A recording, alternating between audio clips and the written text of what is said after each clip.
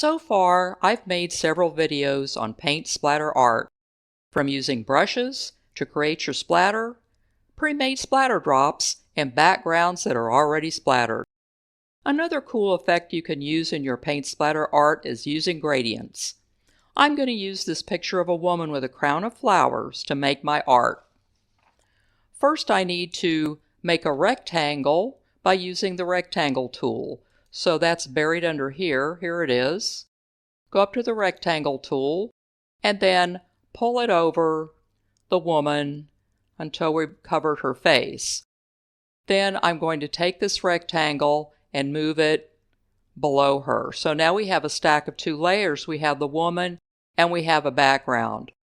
The next thing I want to do is to add a pixel layer. And since I want the pixel layer to be on top, I've selected this layer and it will automatically put the pixel layer on top so I don't have to move it around.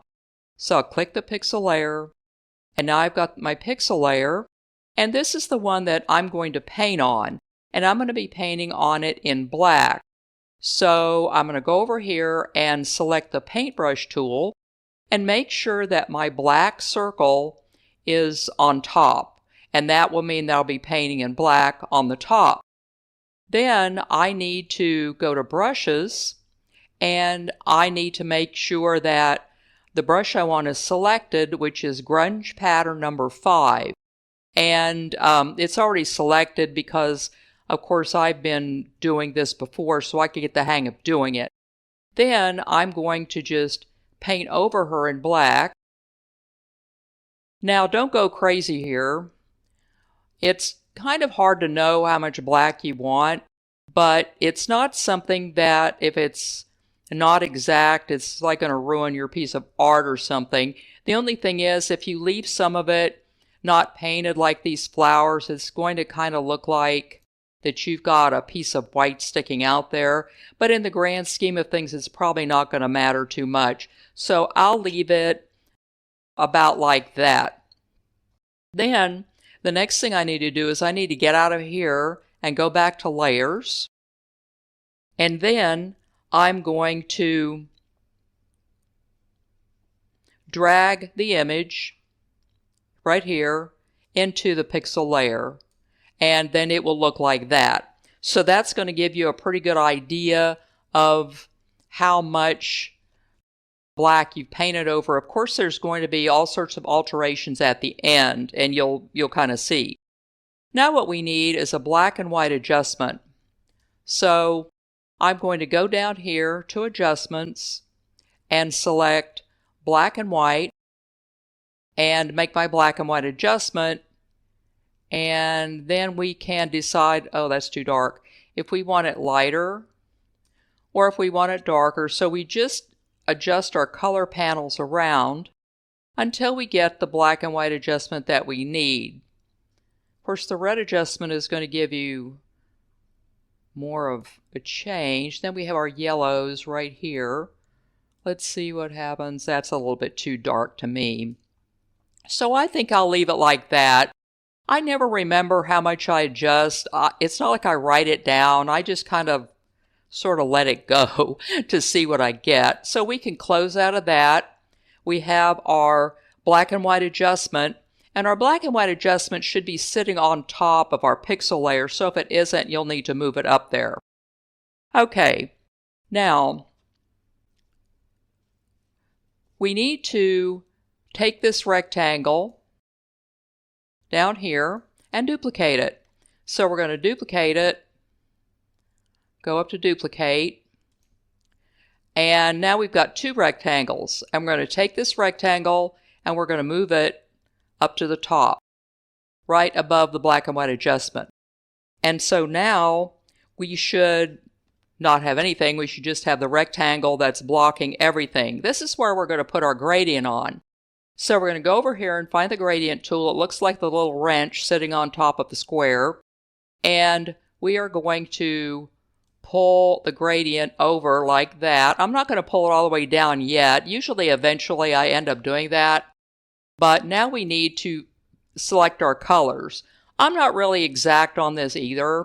I just sort of, go through and pick one. And so I'll pick one right here and adjust my sliders around. And this is never the same every time I do it either. Then I'm going to select another node right here and pick another color. And that one can be kind of like that. And we can adjust that, move that a little. If we want that to be a little bit bluer, we can do that. And then we can pick another node, let me see, somewhere down here.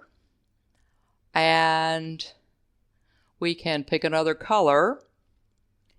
And I think I will do that. And then all we have to do is adjust it around until we get our colors the way we want them. I think I'm going to stick with that. Now, can you tell what's going on? You can't see anything underneath. Well, you can, because the next thing you're going to do is to select Overlay. And by mousing over to Overlay, you can see what it looks like before you even click on anything. I haven't clicked on anything yet because once you click out of the gradient, you can't adjust it anymore. So just let your cursor sit on Overlay, and then if you hate it, you can always come back out and adjust these sliders the way you want them. Now, I've kind of decided that I really like this, so I'm going to go ahead and click down on Overlay and then click out of this. And now we're ready to go ahead with the last thing that we need to do, and that's to add a brightness and contrast adjustment layer. So we'll go up here to brightness and contrast adjustment layer, and then move our sliders around until we get the brightness or the contrast that we want. I tend to go dark on these things. I'm not really sure why. I think I kind of like more contrast and maybe have it a little bit brighter. I want to be able to tell if I can see her face. Okay. So then that is our art. Now you can, if you turn this all the way back, well, that really kind of looks odd. But you can make it really light if you want. Change the contrast.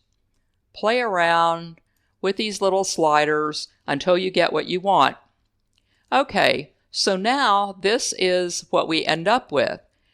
Now notice over here we have all these layers and they're all clicked on. So that's pretty much everything we did. Let's click off of this black and white adjustment. Click off of this rectangle with the gradient on it. Click off of the black and white adjustment. And now all we have left is really the pixel layer that we painted over and the meshing of the colors together. And this actually looks really nice. What I was doing is I exported this out as an image. And I also exported out the rest of them too. So then I had two pictures. And I actually kind of like them both. And it's I kind of like the fact that they don't turn out the same every time I do them because I don't write all this stuff down. I just sort of fiddle around with it. So as you can see, this was really pretty straightforward. And it gives you a pretty cool effect. Give it a try. And remember to like, subscribe, and ring that notification bell to keep up to date on future videos. Check out my Buy Me a Coffee page where you can check out my latest posts as well as my gallery. I post new pictures there every once in a while. You can also go there to support my channel.